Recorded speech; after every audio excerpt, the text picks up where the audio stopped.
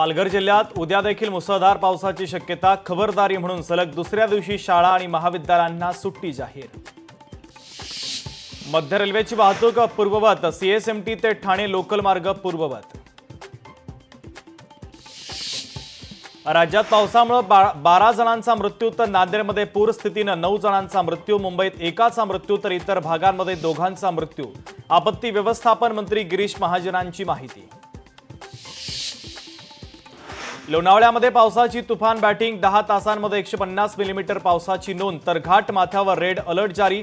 सर्व शाळांना उद्या आणि परवा देखील सुट्टी जाहीर। मराठवाड्यामध्ये पावसाचा कहर, 11 जणांचा बळी, शेतकऱ्यांचं मोठं नुकसान। बुलढाण्यामध्ये मेहकर तालुक्यात मुसळधार पावसाचा कहर तर जिल्हाधिकाऱ्यांनी केली पूरग्रस्त भागाची पाहणी।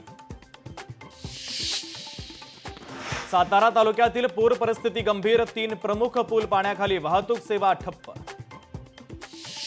साताऱ्याच्या धोम धरणातून पाण्याचा विसर्ग वाढवला तर वाईच्या महागणपती मंदिरामध्ये पाणी शिरलं। कृष्णा नदीपात्रातून 8700 क्युसेक वेगानं पाण्याचा विसर्ग सुरू। बीड जिल्ह्यात पावसाची जोरदार हजेरी, नदी नाले भरल्यानं शेतीला तलावाचं स्वरूप तर शेतकऱ्यांच्या सोयाबीन पिकांचं नुकसान।